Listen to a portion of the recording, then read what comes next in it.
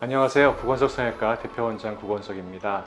이번 영상에서는 제1편으로 보형물 제거 사례를 가지고 수술 전 변형과 환자의 증상 그리고 수술 후 변화된 모습들을 구체적으로 살펴보도록 하겠습니다. 첫 번째 사례로서 코 보형물이 돌출되고 또 염증과 구축이 동반된 그런 사례인데요. 가장 흔한 코 성형 방법인 실리콘과 자가 비중격 연고를 이용해서 코 성형을 한 후에 코 안에서 실리콘이 튀어나오고 구멍으로 분비물이 나오면서 염증이 동반된 이런 경우에는 실리콘을 조기에 제거하지 않으면 시간이 지나면서 구축이 나타나게 됩니다.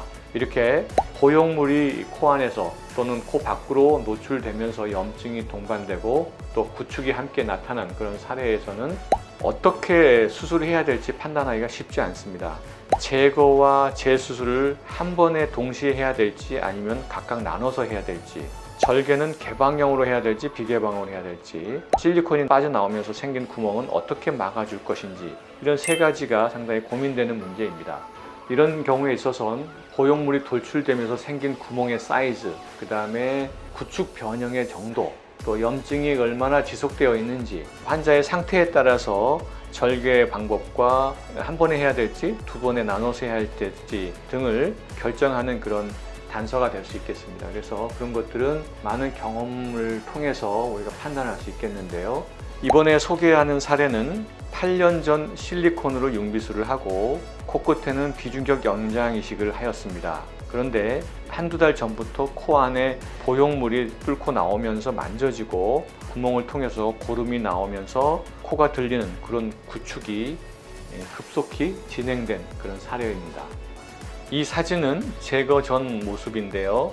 한눈에 보기에도 구축이 상당히 진행된 것을 볼 수 있습니다.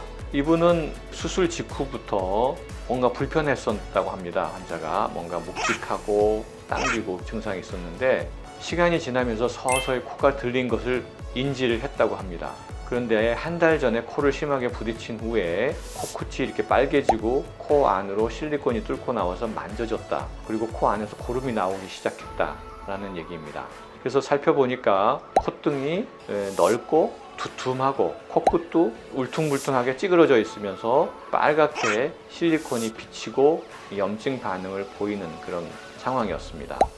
그리고 이 내시경을 보니까 좌측 코 안에서 이렇게 비주 근처에서 실리콘이 이렇게 뚫고 나와 있는 것을 확인할 수 있었고요. 우측 콧구멍에서는 비주 측면에서 연골이 이렇게 꺾여져서 돌출되어 있는 모습을 볼 수 있었습니다. 측면 사진에서는 코끝이 잘린 듯하게 끊어져 있었고 상당히 들려있는 모습을 볼 수 있었습니다. 또한 콧등을 보면 이렇게 두툼하고 울퉁불퉁하니 흉살 등이 굉장히 많이 차 있는 듯한 그런 모습을 보이고 있습니다.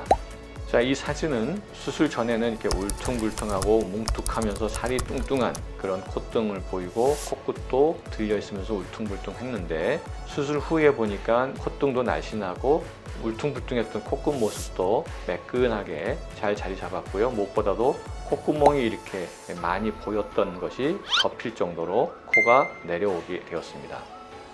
수술 방법은 개방을 하지 않고 코 안의 절개만을 통해서 이 실리콘과 피막 그리고 염증 조직을 확실하게 다 제거하고 코끝에 있는 연골을 단순 재배치를 하였습니다. 그리고 코 안에 실리콘이 뚫고 나왔던 구멍은 약 5mm 정도였기 때문에 바로 봉합을 할 수 있었습니다.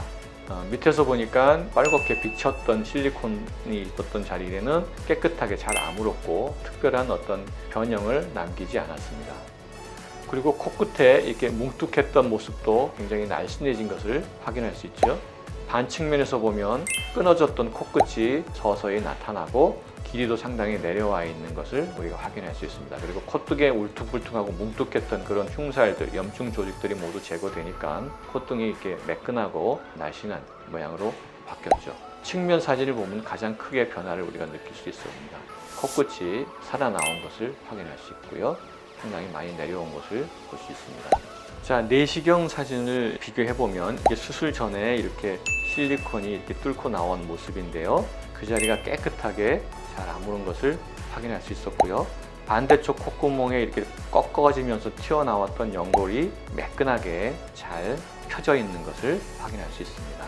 비개방으로 코 안에서 재배치만으로도 이렇게 꺾여 있는 연골이 반듯하게 펼 수 있음을 확인할 수 있습니다. 이와 같이 실리콘이 밖으로 돌출되면서 염증이 반응이 진행이 되면 필연적으로 시간이 가면서 구축이 나타나게 됩니다.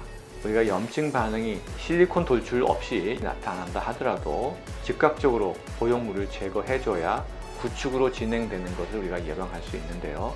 이 환자의 경우에는 보형물 노출, 염증 반응, 그다음에 구축 세 가지가 동시에 패키지로 왔던 그런 사례였는데 비개방 절개를 통해서 좋은 결과를 얻을 수 있었습니다.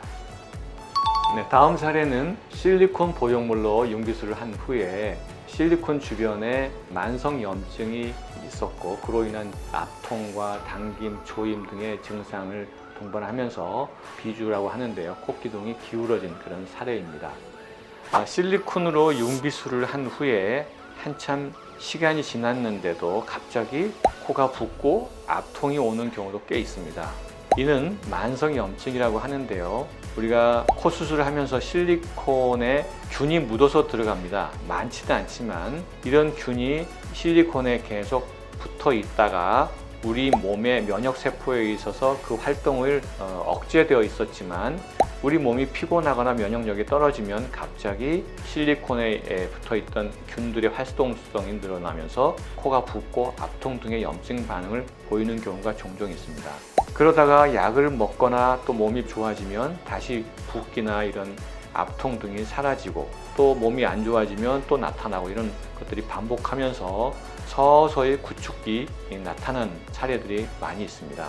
따라서 실리콘 보형물로 이제 코 수술을 한 후에 압통이나 붓기, 조임 등의 그런 염증 반응이 나타나면 되도록이면 빨리 실리콘 보형물을 제거해서 구축으로 진행되는 것을 사전에 예방하는 것이 가장 좋겠다 이렇게 생각이 됩니다. 이번 사례는 실리콘 보형물 주변의 염증 반응으로 인해서 비주와 코끝이 휘고 변형이 나타나면서 압통과 조임, 압박감 등을 동반하는 그런 사례에 대해서 살펴보도록 하겠습니다. 이 사진은 제거 전 모습인데요. 4년 전에 매부리를 깎으면서 절골도 하고 콧등에는 실리콘으로 덮어주고 비중격 연장식으로 코끝 성형을 했던 환자입니다. 물론 개방형 절개를 했고요. 그런데 수술 직후부터 코가 답답하고 건조했고 또 몇 달 전에는 미간이 붓고 빨개졌다고 합니다. 그리고 압박감과 압통을 호소를 하고요. 그래서 코를 살펴보니까 미간이 부어 있고 약간 빨갛게 발적이 동반되어 있으면서 두툼한 콧대의 모습을 보여주고 있습니다. 그러나 만져보니까 액체가 고이지는 않았고요. 또 코끝을 만져보니까 연장이식 때문에 코끝이 고정되어 있고 단단하게 움직이지 않았습니다. 밑에서 보면 이렇게 비주가 기울어져 있고요.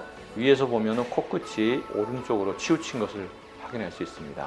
그래서 이런 경우에는 개방형 절개를 통해서 실리콘과 피막, 그리고 염증 조직 또는 흉살 등을 깨끗이 제거한 다음에 비중격 연골을 일부만 사용을 해서 삐뚤어져 있는 코끝 연골의 지지대를 사용해서 똑바로 펴주는 그런 수술을 하였습니다. 밑에서 보니까 비주가 이렇게 기울어져 있고요. 코끝이 눅눅해져 있고 또 미간이 많이 부어서 콧대가 마치 일자코처럼 보이고 있죠. 그래서 수술 후의 모습인데요. 처음에는 콧등이 두툼하고 미간이 많이 불룩하고 부어있는 상태였고 홍조가 있었는데 개방형 절개로 실리콘과 피막, 흉살, 염증 조직 등을 모두 제거하고 코끝 연골 재배치를 하고 나니까 이 콧등에 불룩하고 부어있던 모습이 굉장히 날씬하고 홀쭉하게 매끈해졌으면서 코끝도 굉장히 부드러운 그런 결과를 얻을 수 있었습니다. 이게 수술 후 한 달 모습이지만 아직 붓기는 남아있죠. 그러나 상대적으로 굉장히 날씬하고 매끈해진 그런 모습입니다. 이렇게 기울어졌던 코 기둥도 똑바르게 펴졌고 콧구멍의 대칭성도 굉장히 현저하게 좋아졌으면서 또 무엇보다도 비강호흡이 굉장히 좋아졌다는 얘기를 하였습니다.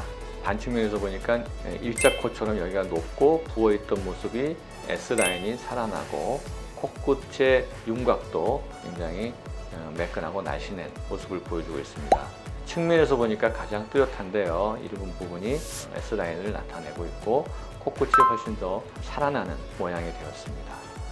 환자는 무엇보다도 압통과 붓기 그리고 염증이 영구적으로 없어진 것이 가장 만족스럽다는 얘기를 하셨습니다. 이와 같이 실리콘 보형물로 수술을 한 후에 시간이 오래 지난 다음에 만성 염증 반응이 나타나는 경우가 흔합니다.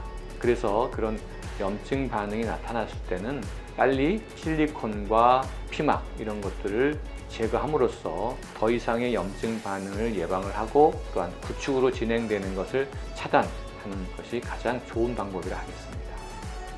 네, 다음 사례는 보형물 제거 사례 가운데 흔히 볼 수 있는 그런 경우인데요. 지나치게 코를 높이 세우려는 그런 욕심에 아주 단단한 물질을 통해서 코끝을 바짝 올려주고 콧대에도 굉장히 두꺼운 그런 인공 보형물을 사용함으로써 코가 전체적으로 굉장히 크고 부자연스러우면서 긴장감 때문에 환자는 두통까지 호소하는 그런 사례를 소개하려 합니다. 지금 말씀드린 대로 코를 전체적으로 굉장히 높고 오똑하게 하려고 코끝에 단단한 인공 물질을 지지대로 사용해서 높여주고 콧등에는 두꺼운 실리콘 보형물을 넣은 경우인데요. 따라서 코가 너무 부자연스럽고 코끝이 지나치게 딱딱하고 뾰족하면서 기부스를 한 것처럼 단단한 그런 코 모양을 가지고 있고 또 코끝에 이식한 이 연골이 너무 비치는 사례를 자주 보게 됩니다. 이런 분들의 코는 단단하고 고정되고 기부스를 한 것처럼 뻣뻣한데요. 심지어 환자가 입을 움직이거나 말을 할 때 또는 밥을 먹을 때 코가 당길 정도로 코끝의 긴장도가 높은 것을 호소합니다. 그리고 코끝을 받쳐주는 이식물, 지지대도 피부의 지나친 긴장도로 인해서 기울어지거나 삐뚤어지는 모양으로 변형되기가 쉽습니다. 이와 같이 콧대와 코끝을 지나치게 높고 뾰족하게 높인 경우에 어떻게 처치를 하는 것이 좋을지 살펴보도록 하겠습니다. 제거 전 모습인데요. 1년 전에 타 병원에서 매부리를 갈고 코끝은 이물질을 가지고 비중격 연장 이식을 했고 또 콧등에는 실리콘으로 콧대를 높였습니다. 물론 개방형 절개를 했고요. 그런데 수술 후에 매부리가 여전히 남았고 그래서 콧등이 불룩했고 코끝이 너무 길고 뾰족했다고 합니다. 그래서 수술한 지 일주일 만에 매부리를 좀 더 다듬고 코끝을 높이와 길이를 약간 줄이는 재수술을 했다고 합니다. 그런데 그 이후에도 여전히 코가 길어 보이고 코끝이 딱딱하고 너무 뾰족해서 인위적인 모습이 싫었고 이런 것 등이 이제 문제였다 이렇게 생각이 돼서 내원하시게 된 것입니다. 밑에서 보니까 많이 기울어져 있고 콧구멍의 비대칭도 굉장히 심하죠. 이런 경우에는 비중격 연장 이식을 한 사례에서 삐뚤어진 경우를 많이 봅니다. 측면에서 보면 코끝이 너무 뾰족하고 콧대도 많이 높은 것을 볼 수가 있습니다. 우리가 흔히 이제 이 비순각이라고 하는데요. 각도가 남자들은 90도가 넘어야 되는데 이분은 90도가 좀 안 되는 그런 모습을 보이고 있죠.